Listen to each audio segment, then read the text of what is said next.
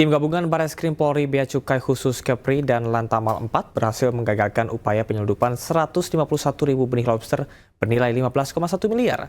Selain itu, petugas juga mengamankan 4 pria yang diduga sebagai penyelundup lobster dari Jambi ke Malaysia dan Singapura.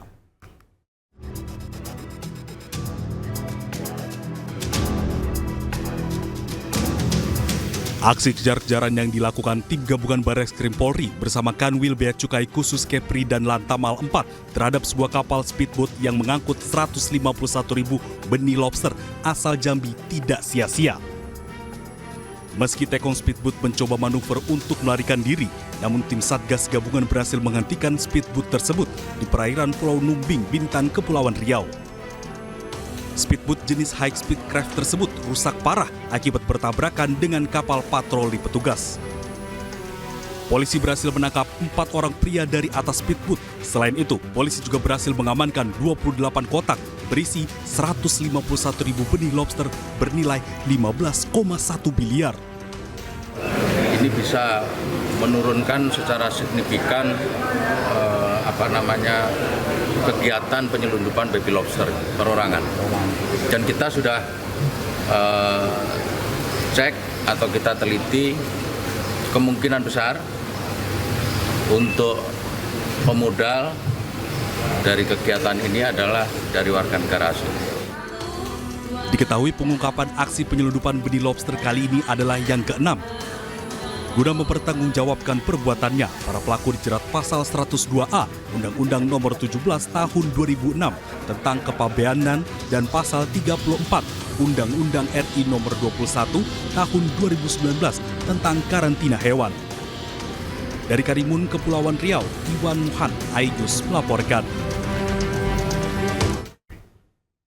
Polisi menangkap dan menetapkan tersangka terhadap 6 pelaku penyerangan kepada seorang anggota polisi dan warga saat pembubaran tawuran di Cilincing, Jakarta Utara.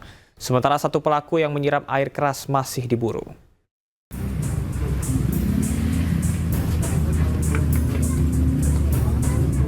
Enam pelaku penyerangan terhadap seorang anggota polisi dan seorang warga saat pembubaran aksi tawuran di kolong tol Tanah Merdeka, Kalibaru, Cilincing, Jakarta Utara ditangkap polisi. Mereka pun telah ditetapkan sebagai tersangka dengan barang bukti rekaman CCTV, sejumlah senjata tajam, dan telepon genggam. Keenam pelaku ini menyerang petugas kepolisian karena tidak terima dibubarkan saat akan tawuran. Kini polisi memburu 1 orang lainnya yang merupakan pelaku penyiraman air keras. Para pelaku dijerat pasal berlapis dengan ancaman hukuman 15 tahun penjara. Tidak lama setelah kelompok ini bubar, kemudian Aibda Ibrahim bermaksud akan kembali, tiba-tiba dilakukan penyerangan terhadap Aibda Ibrahim dengan cara menyiramkan cairan, ya, yang kita duga air keras dari wadah gayung, ya, dari wadah gayung ke arah anggota tubuh Aibda Ibrahim. Sementara kedua korban, Aibda Ibrahim dan Muhammad Yahya, yang luka bakar akibat siraman air keras, kondisinya mulai membaik. Keduanya masih dirawat di Rumah Sakit Koja, Jakarta Utara. Peristiwa terjadi saat Aibda Ibrahim berusaha membubarkan tawuran pada Senin dini hari. Sekelompok remaja yang akan tawuran terus melawan meski telah diberi tembakan peringatan sebanyak 3 kali. Bahkan salah satu pelaku menyerang Aibda Ibrahim dengan menyiramkan air keras yang juga mengenai seorang warga. Dari Jakarta, Sofyan Firdaus, iNews melaporkan.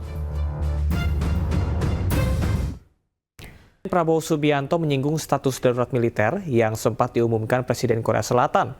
Prabowo Subianto mengimbau masyarakat Indonesia agar tak lengah atas kondisi geopolitik tersebut. Kalau tidak salah tadi malam pemerintah Korea Selatan menyatakan keadaan darurat di Korea.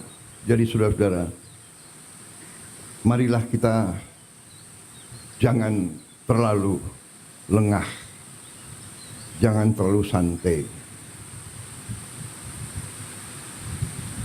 Kita non-blok,